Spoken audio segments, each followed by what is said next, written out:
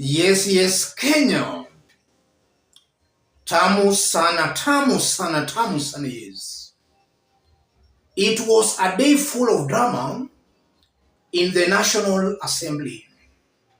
Members of Parliament, regardless of party affiliations, in their majority said, no CDF, no Parliament. And that only means that if that stand continues, then government's operations will clearly be paralyzed. And some leaders who thought that was a joke, like Silvanus Osoro, found themselves on the wrong side of things when he was literally kicked out of parliament by members. We are going to dissect that in details in our subsequent videos. In this video right now, I want us to listen to UK Prime Minister Rishi. Rishi took power about 1 year ago at a time there was a lot of economic stress in the UK. In fact, looking at Rishi and looking at William Ruto and the Kenya Kwanza Brigade, they took power more or less at the same time. 1 year later, this is what the UK's Prime Minister is saying. I've just come from watching the Chancellor's autumn statement in Parliament, where he's delivered the biggest set of tax cuts since the 1980s. Because of the decisions that we've taken over the past year to halve inflation and to grow the economy, we're now in a position to do what I always said we would do, which is to cut your taxes. We're cutting the rate of national insurance from 12% to 10% for 28 million workers. We're raising the national living wage to £11.44, an £1,800 pay increase with more support also for the most vulnerable, and we're cutting taxes for businesses to get them to invest more and increase our growth and productivity. This is an autumn statement that not only is cutting your taxes, it's also going to make sure that we grow our economy for the future. Yes. Kenyans have got a lot to learn from those remarks by the Prime Minister. 1 year down the line, he's not promising what he intends on doing, but he's actually highlighting what his government is actually doing. Wage increments and tax reductions for businesses to spur growth. So it appears that upon taking over power, he laid out a strategy on how he was to find a solution to the economic mess that UK was facing 1 year ago. Back in Kenya, we are still being treated to promises that come next year, come maybe after 6 months, come after 1 month, things will improve. So it's very unfortunate that 1 year down the line, in Kenya, we are still being given promises. Something to learn from UK, the Prime Minister never wasted time blaming the former Prime Ministers or former governments. He settled down immediately and he started working. In Kenya, for example, the President and his team are still campaigning for 2027 while they have not even settled down to work.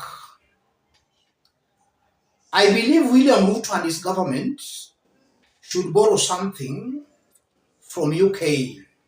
Selfless leadership, not leaders who come to power to enrich themselves and to massage their ego that they manage to beat some people to win an election. I think that's a lesson Kenyan leaders worth learning. Settle down, start serving your people. When the right time comes for the campaigns, Kenyans will just re-elect you based on what you've done for them. I think that's how it should be done in a civilized world or in a civilized democracy. Not that you are being elected even before you fulfill on any single promise. You are out again campaigning. If you look at William Ruto and his team, Ruto is doing the exact opposite of what UK's Prime Minister is saying.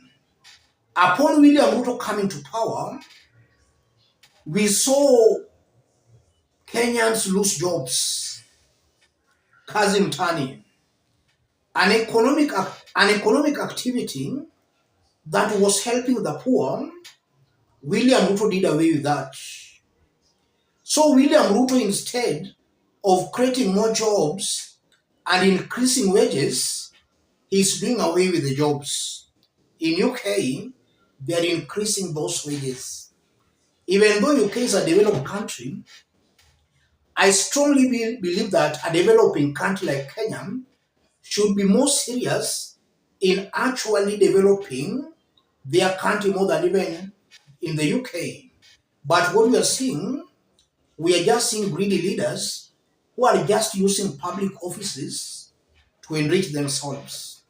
And I'm saying that based on the fact that according to Auditor General's report, Kenya's been losing about a third of its annual budget to corruption. In William Ruto's regime, that figure is most definitely going to be up. Control of budget, Margaret Nyakango, has been exposing some mega corruptions in this government. In just 1 year, billions of taxpayers' money have disappeared as a result of corruption. The president is handling the country, always flying all over the world, but nothing to show for the travels. Taxpayers' money being wasted on unnecessary foreign trips. How I just wish William Ruto and his team could learn something from the UK's Prime Minister. And Kenya should equally demand for good leaders. You don't just elect quacks, then you expect them to deliver. And one attribute of a good leader, look at a leader's integrity. If you elect a leader without any integrity at all, that's a leader who will not fulfill all the promises he made or he is making. The first trait to look for in a leader is the integrity of a leader. Upon getting leaders of integrity, all those other things will just fall in place. It's coming out very clearly that in 2022, Kenyans never elected leaders of integrity. And that's why we are in the state where we are today. Let me stop it there, ladies and gentlemen. If you are watching us but you have not yet subscribed, subscribe, give this video a like. To those watching us outside Kenya, drop a comment, let us know from which part of the globe you are watching us from. If possible, subscribe, give this video a like. Let's meet in our next analysis. Thank you. I agree with the Secretary General. It's been a bit concerning when we see our members taking to the podiums and actually going against party positions. You know, when I was fired myself by the then President Uhuru Kenyatta from being the chief whip of the Senate, deep in my heart, I knew he was right. Do you know why I knew he was right? There is no way I could have been his whip as the whip of the party, the government.